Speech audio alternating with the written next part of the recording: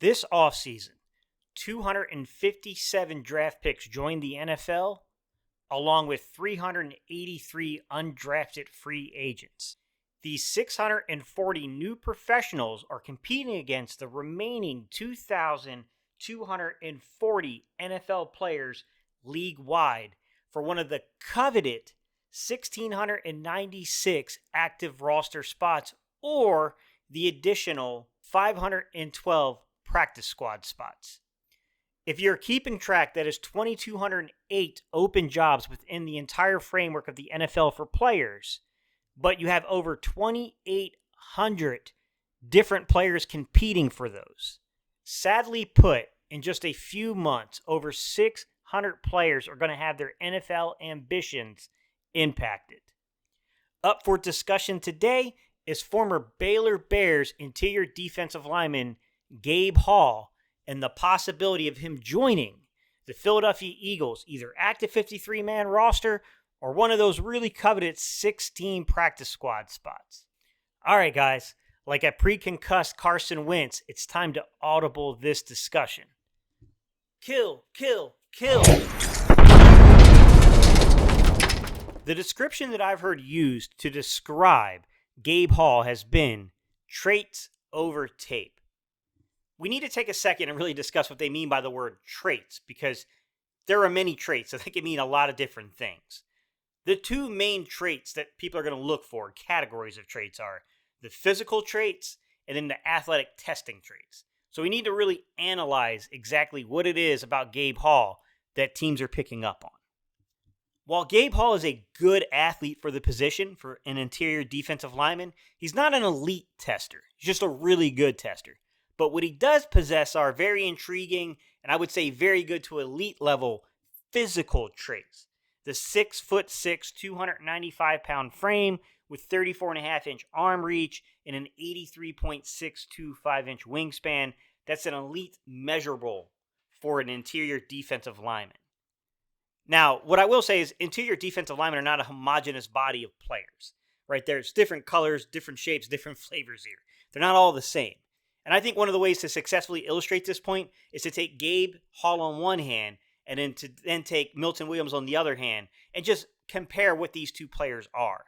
So let's go ahead and let's start off with the physical traits between these two players. Milton Williams, measured at the combine about 6'3", 284 pounds, with 31.5-inch arm reach and a 78.5-inch wingspan. The physical traits there are not that impressive for Milton Williams.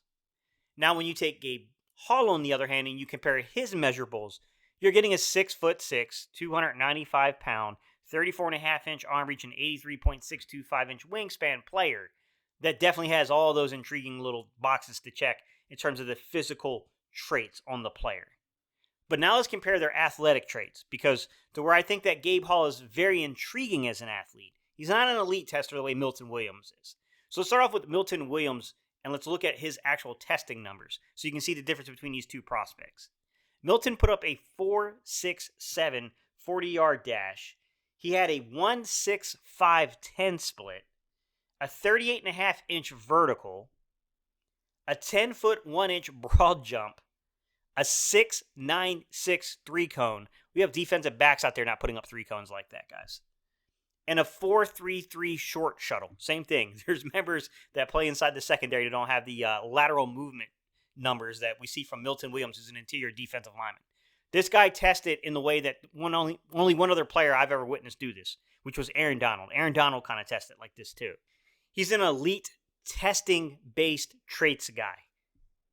Now let's take a look at Gabe Hall and let's run his numbers, which are solid. These are really good numbers. He almost had a sub-5 40, which is really good. A 5.03 is a really solid 40 time for an interior defensive lineman. He had a 1.72-10 split. Shows there's a little twitch there, but he's not the most twitchy guy in the world, right? He's right in the middle of the pack, if you will. A 9'7" broad jump, respectable number, nowhere near what Milton's is. A 7.65 3-cone drill. A 4.67 short shuttle, and then he jumped 31.5 inches in the vertical jump. These are very solid numbers from Gabe Hall. These are not Milton Williams-esque numbers. So we can see two guys labeled trait-based guys. Very different on what those traits are that people are referring to. And I do think it is important to keep in mind what we mean when we say there are different flavors of interior defensive linemen and then put them into a category so maybe it's a little easier to understand what I'm saying here.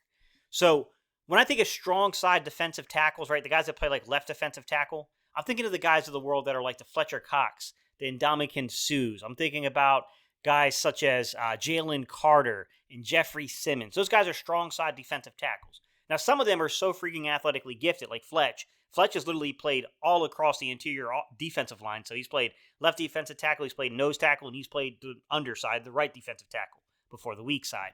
And he's also played as a 5 technique or a 4-eye. Like Fletch, ultimate versatility. Same thing with Ndamukong Suh. Same thing I think Jalen Carter's going to show to be as well. Like, there are some elite testers, guys, that will muddy this conversation, but that's generally what they are. They're strong side defensive tackles. And then you have the monsters, these big nose tackles, right? You got guys such as like Vita Vea, right? You have guys such as Dexter Lawrence and Linval Joseph and Jordan Davis. And even in that group, there are some elite testers. There's some elite athletes there, right? Vita Vea can play all over the defensive line. He can play nose tackle. He can play over the B gap, whether you play him on the weak side or you play him on the strong side. He can kick out as a 5 technique. Dexter Lawrence will play more than just the A gap. He'll play the B gap as well. Like, there are guys that muddy the conversation. But generally speaking, those are nose tackles. Then you have your weak side guys. So when you think of your weak side guys, the names that come to my mind are like Aaron Donald, Milton Williams, Quinnen Williams, Javon Hargrave. These dudes are normally really twitched up. If you went back and you studied their combine testing, there's normally something within those numbers that's going to illustrate to you like, oh, these guys are kind of twitchy. Like, they're going to be pretty tough to defend off the snap in the NFL. These are really twitched up guys that you want to isolate at times. You want them isolated on a guard or a center so they can just absolutely destroy a play. And yes, there are times where these dudes will kick in. Like Javon Hargrave started off as a nose tackle. And then eventually he got to Philadelphia and they figured out, like, you play this guy on the underside or on the weak side, he's going to be a problem for offenses to block up. So, I mean, definitely there are conversations here that are difficult.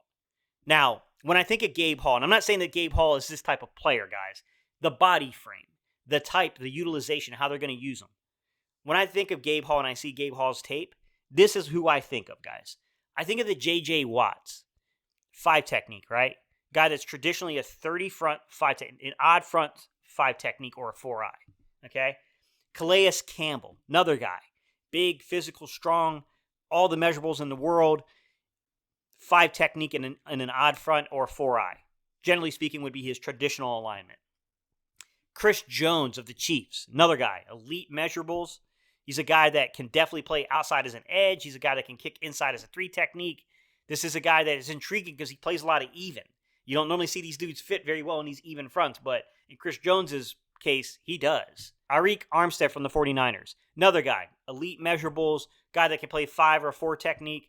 Now, I will say some of these guys have proven something above just talent level, guys. Like J.J. Watt could absolutely destroy the blocking scheme in an offensive line where he could disrupt. Calais Campbell could disrupt. We don't know that about Gabe Hall, right? I mean, he's got a lot to prove there, to be quite honest. But what we also know is that some of these guys like Arik Armstead and guys like Calais Campbell and guys, such as J.J. Watt, they proved that they could also kick in as a true 3 technique and do the job in an odd front as a 3 technique, something that I think Gabe Hall still has to prove to us from the tape. With that said, these are the guys that kind of fit that category, right? He fits into that category of players, if you will. The final point I want to make here, guys, is just to reassure you I didn't clickbait you with the title. The intent that I have behind comparing or bringing together the idea of Gabe Hall and then also Chris Jones is to make you go back and research some of the guys that Vic Fangio has worked with inside this system. There's more tweeners than what you would expect, actually. Last year in Miami, Zach Zeeler, a young man that is definitely a tackle, edge, kind of in-between type player. Great measurables. Maybe not the greatest tester, but really, really good measurables for the position. Then you go back and you look at what he worked with the Denver Broncos for a couple of years when he had Derek Wolfe there. Derek Wolfe's another guy, really, really good testables, really good measurables on him. Another kind of tackle and tweener type. In Chicago, he had Roy Robertson Harris. And then also his very first year in Chicago, people forget this because I believe he got injured and he only played a handful of games. But he had Jared Allen. He actually had Jared Allen his very first year in Chicago. Then take it all the way back to the 49ers. Those first few years when he was with the 49ers and he made the Super Bowl as the defensive coordinator. Take a look at who was out there on his edges, who was playing those 5 techniques and those 4 eyes inside of his system.